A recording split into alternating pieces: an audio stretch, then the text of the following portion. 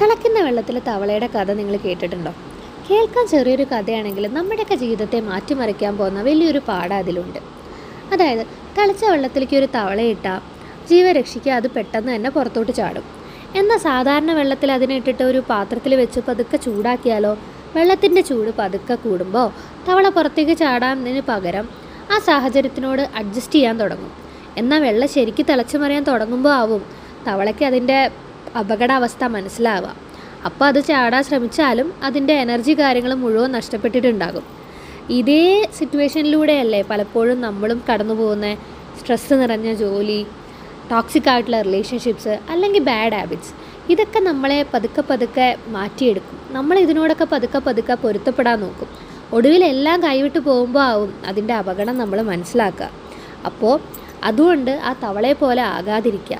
ശരിയല്ലാത്ത സാഹചര്യങ്ങളിൽ നിന്ന് സമയത്ത് തന്നെ പുറത്ത് കിടക്കുക. അതല്ലെങ്കിൽ ആ തവളയുടെ ഗതി തന്നെ ആയിരിക്കും നമുക്കും.